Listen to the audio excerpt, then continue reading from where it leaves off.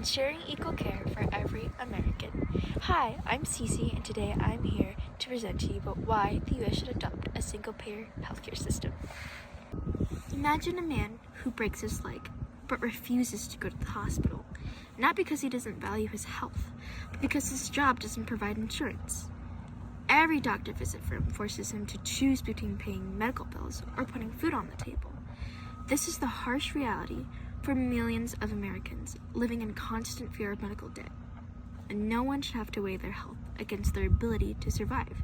And that's why I'm here today, speaking to you all as a future healthcare provider looking for change. I believe that the United States should adopt a single-payer healthcare system to make the healthcare system more affordable, accessible, and equitable. By guaranteeing coverage, we can prevent financial ruin, reduce stress for families, and improve overall health outcomes. Even in one of the wealthiest countries in the world, people face impossible choices every day. Some skip doctor visits, delay critical treatments, or even ration life-saving medications simply because they cannot afford the cost. Others, who do have insurance, struggle to navigate confusing plans, high deductibles, and hidden out-of-pocket expenses. Families live in constant fear of medical debt. Over 27 million Americans remain uninsured, and millions more are underinsured.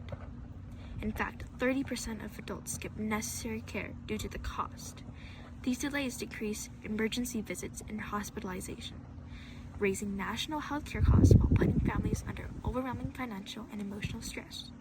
This is not an abstract, it affects real people, neighbors, coworkers, friends, and even members of our own families. It's clear that the current system leaves far too many people behind. Now let's look at the solutions that can actually provide healthcare for everyone. Under a single-payer system, private insurance barriers are removed and public coverage is available to all citizens. This ensures that no one has to make impossible choices between paying for rent or receiving life-saving treatments. Evidence from countries with single-payer healthcare shows that universal coverage dramatically improves health outcomes and reduces financial strain. For example, universal coverage prevents delays in care, ensuring people get treatment when they need it most, and reduce health disparities across communities. Countries like England have demonstrated lower rates of preventable hospitalization and higher life expectancy compared to the U.S. Families experience significantly less financial and emotional stress because they are no longer in fear of bankruptcy from unexpected medical bills. A single-payer system eliminates gaps caused by unemployment-based insurance or pre-existing conditions. This means that young adults just starting their careers, working families, and individuals with chronic illnesses or disabilities can receive timely care without fear of being denied coverage or facing financial ruin. Ultimately, under a single-payer system, healthcare access becomes a right, not a privilege, creating a fairer, healthier, and more secure society for everyone. The current U.S. healthcare system wastes billions of dollars each year on administrative costs, insurance company profits, and redundant procedures. A single-payer system streamlines administration, eliminates excessive paperwork, and reduces overhead, so that more of the resources can be spent directly on patient care. Research shows that administrative costs alone can be cut up to 30% under a single-payer system. Profits from private insurance companies are eliminated, allowing funds to be relocated to patient care. This prevents families from facing medical bankruptcy and allows for better resources allocation, which helps improve both efficiency and health outcomes. Combining efficiency with universal access creates a system that is both fair and financially sustainable. From my perspective, I've seen how fragile healthcare access can be. When my dad lost his job last December, our family lost our health insurance as well. Suddenly, prescriptions and routine care became stressful and unaffordable. Even with programs like Medicaid, navigating coverage was confusing and emotionally draining. Experiencing this firsthand showed me how quickly a family's health and security can be threatened, and why our current system leaves too many people vulnerable. Countries like Canada and the UK show us what is possible when healthcare prioritizes people over profit.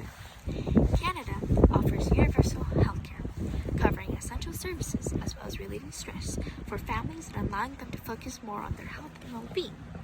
This reduces financial burden and prevents medical debt, even for low-income families.